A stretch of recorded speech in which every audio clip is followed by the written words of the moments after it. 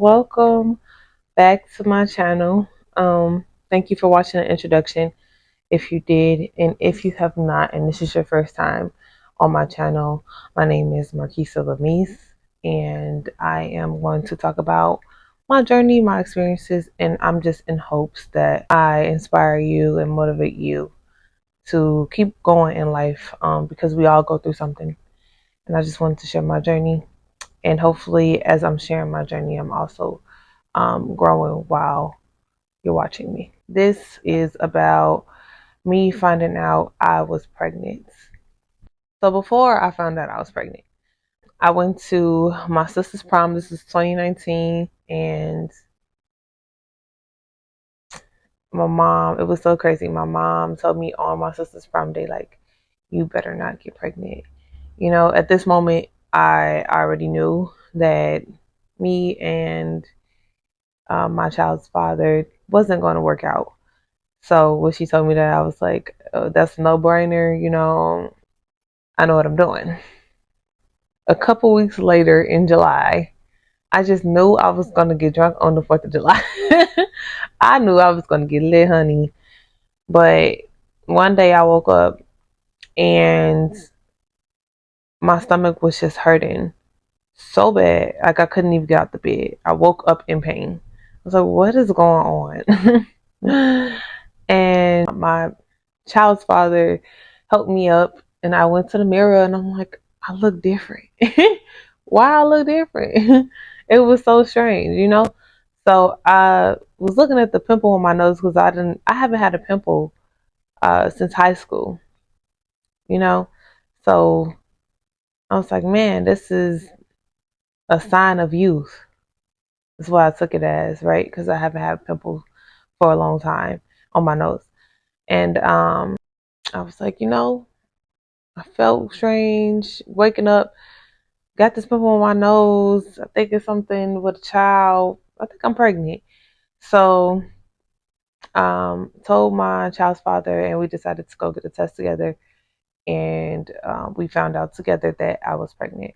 I was in denial.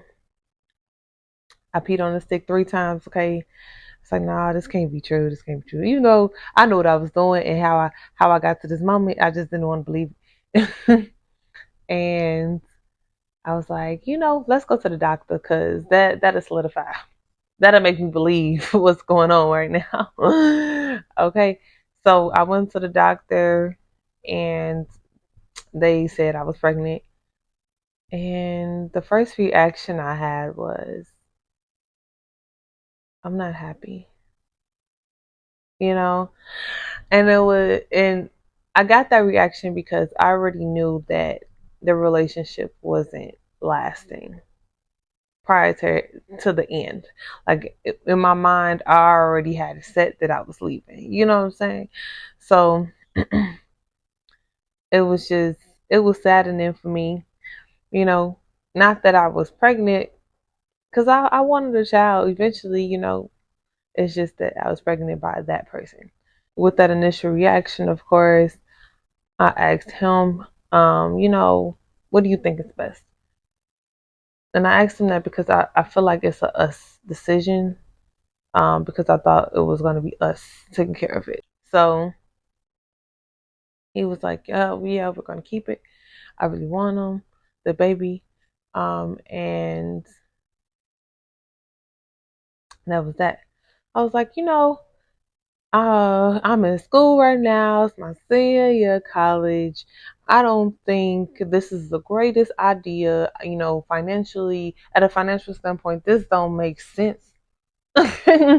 you ever get to, you ever had those conversations, but this don't make sense. Like I know that we, put ourselves in positions to get to this point, but at the same time, we could put a end to this right now so we can make smarter decisions later. You know what I'm saying? And he was like, no, I'm going to be there. And, you don't got to worry about that. I really want this child. So I want to be a mom. I want, like obviously I wanted that too. So I was like, okay, well, if you're going to be there, then I want the child. And I say it like that because I always wanted it to be a two-parent household for my child because I didn't have that. And I think that's very well, not that I think, I know it's very important to have both parents involved in the child's life. Based off of my own personal experience, not having both parents all the time, right? So, I was just trying to talk him into making it make sense. But if as long as we were going to be a team, regardless if we made it together or not, I was okay with it. Then after that, I was really thinking long and hard about it, and I was like, and we were so rocky in the relationship. That's what it was, and I was like, I don't know. You don't really seem like you're gonna be there. So I'm going to. I think we should make that decision to cut ties. And I don't know. Throughout the whole pregnancy, he was just saying, "Well, you ain't got to worry about that," you know. And if you do cut ties, you gonna be a murderer. Um, and he's still well with me, because I just want to do what's best for my life, and there ain't nothing wrong with that. Because if my life ain't great, then the baby life ain't gonna be great. At least that's how I think about it, right? So it's gonna be something that's like a sacrifice, right? So uh, currently, I work so much, like the sacrifice is the time. I don't get to spend time with him, but that's this is before I even knew it was gonna be just me being a parent, right? So I was like, okay, you know. So I made the so I don't know how this sounds because I hope it's not sounding like I made the decision for him because that's not what happened. I made that decision for me as well. I just wanted it to be a us decision. If you gonna do it with me, that's what I wanted. Then we can do this together. That was the decision. But if you not gonna do this, if you don't want this, by all means, we can do what we gotta do to cut ties completely. Because I don't want nothing to do with you anyway. You know what I'm saying? But if we're gonna do this together, because if we take a responsibility for our actions, let's do this. You know what I'm saying? And that's pretty much where my decision led. So since he said he was gonna do it, then I was all for it. So then most of the time, I was crying. But then after a while I was like, you know what? You have to be happy for this baby. Like, regardless of your situation, regardless of how you feeling in this moment, you didn't finish college yet. I did finish, but you didn't finish yet at the moment. Just use this time. The baby not here yet. Get motivated. You know what I'm saying? Because before I was pregnant, well, found out because I was already, but found out that I was pregnant. I was like, you know what? I think I should take a break from school. Mind you, this is like my last year of school. So why am I trying to take a break? Life stressing me out. But when my baby was in my stomach, that like motivated me. I was like, nope, you gotta finish because this is the last couple months of your life that you do stuff for you. You know, you put you first. The last couple months because of your decision of being unprotected in the room, right? So, um, and that was that. So that was my initial um response to the pregnancy. Like my initial response was I was not happy. I was sad. I wasn't ready to cut all ties. Making sure, we gonna make this decision together. And if we ain't together on this decision, we ain't gotta do this. We ain't got to, like that's where I was. And it sound bad. And I wanted to share that with you guys because I feel like when women talk about how they didn't want to keep, the child, when they had the initial results of the pregnancy, then they always get backlash and everything. And I just wanted to tell y'all, this is so normal. I can't speak on all women, but it was normal for me to be like, I don't, I was okay with having to do what I got to do to make sure I was doing the right thing for my life. And there's nothing wrong with that, especially because it wasn't with the right person. You feel what I'm saying? It wasn't with the right person, not in my mind, you know? Um, so uh, when I felt this initial reaction, I called my mom and I was like, I'm pregnant. She was shocked because I was always this like goal driven person that never want to do anything wrong. Like I wanted to be married first and things like that. So mind you, my age at that time I was 23 and I had him at 24. Yes, I was 23 when I found out when I was pregnant. I turned 24. Don't quote me. You can put the numbers in the calculator. One of those. Um, and like I was on the right track. I was so on the right track. But I was like, dang, maybe God did this.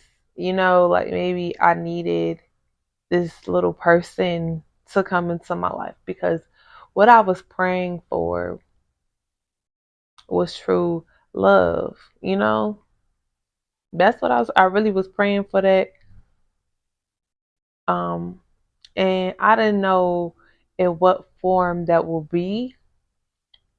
So I wasn't looking for a child to be the true love at all. But um, when I did start to like accept that I was going to be a mom, that's when I realized I was like, I asked for this. I had to, or else this little me wouldn't be growing in me, you know.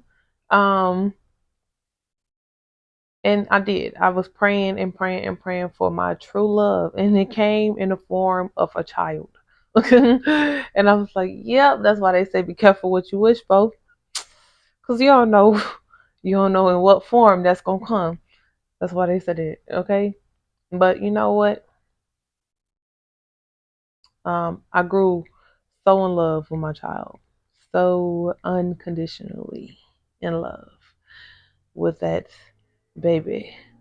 Um, by the 6th month, my baby daddy realized he didn't want to be a father.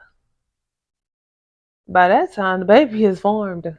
Okay, you do the ultrasound and you see everything, the legs, the head, everything, neck, the hands. It's there at 6 months. Um, Still developing, but it's there.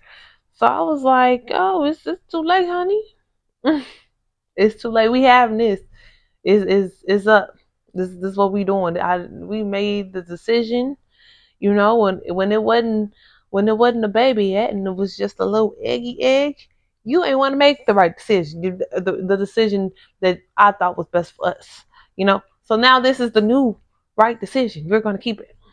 This is our new life. So it was that.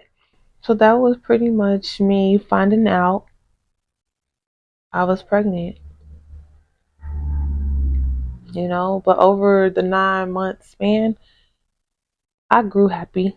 I was happy with my decision that I kept my baby. I have a baby boy, and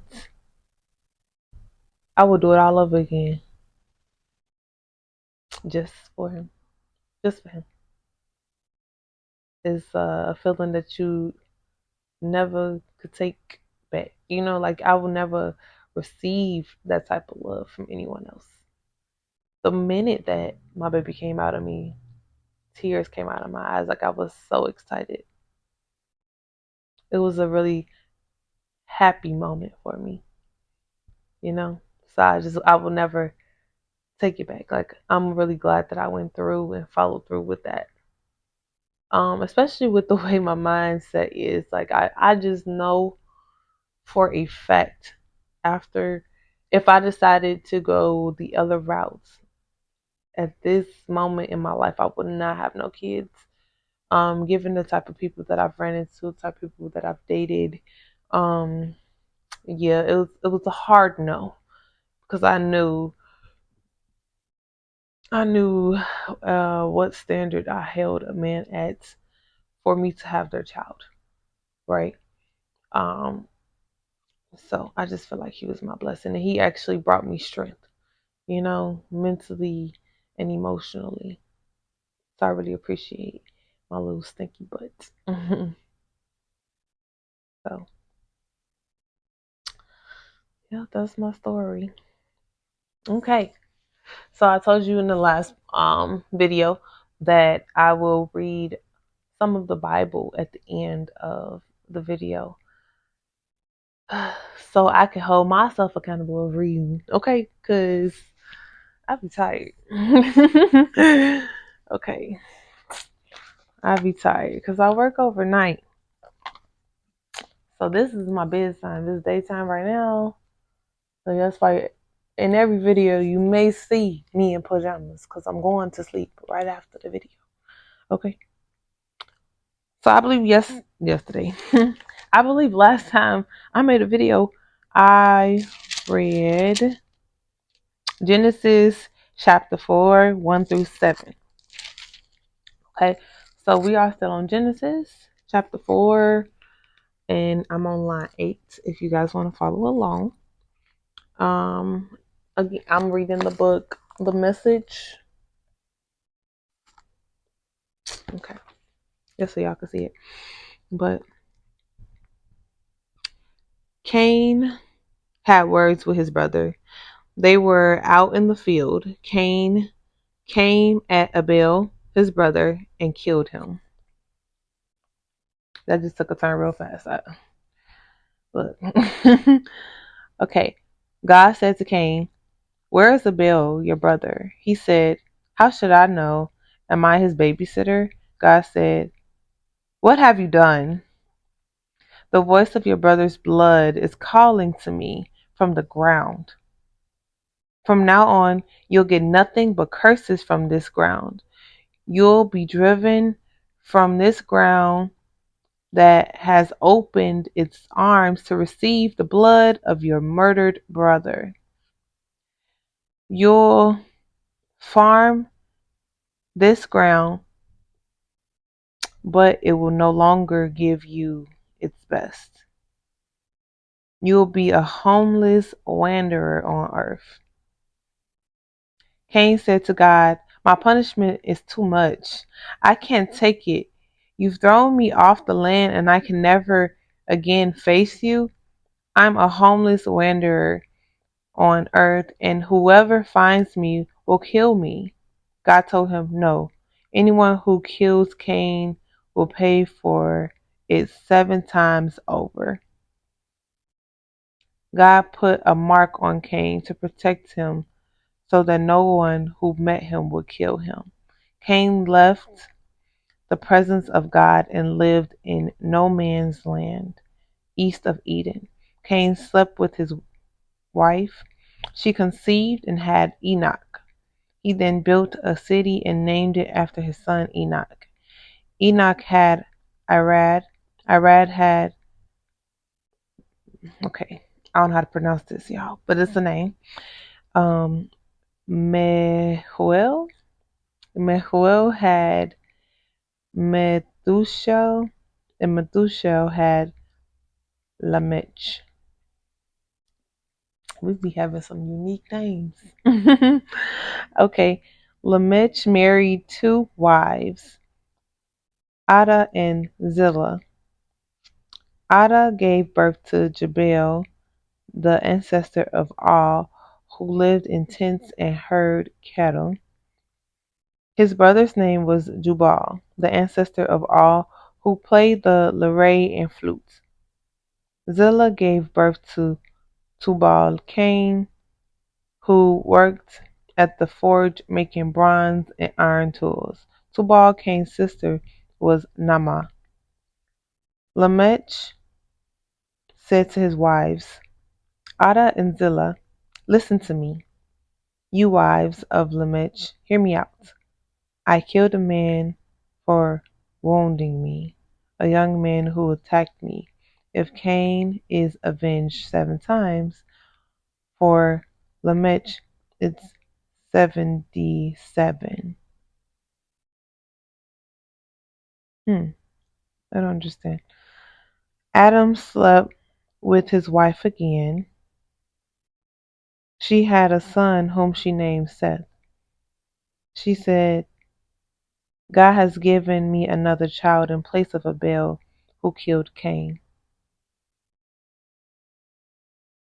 And then Seth had a son whom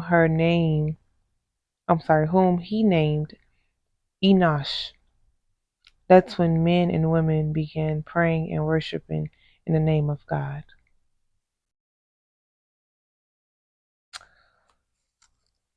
That was a mouthful. Okay, that was the end of chapter 4 of Genesis. So everybody was just having babies. No. Honestly, I don't understand this part of the message. I'm not receiving. But if you guys understand this part of the message, please share your thoughts in the comments. I don't understand. But I'm going to keep reading. And that's it. That's it for today. I stopped at chapter 5 of Genesis, so I'll continue to read the message on my next video. All right, you guys, thank you for watching, and I'll see you on the next video.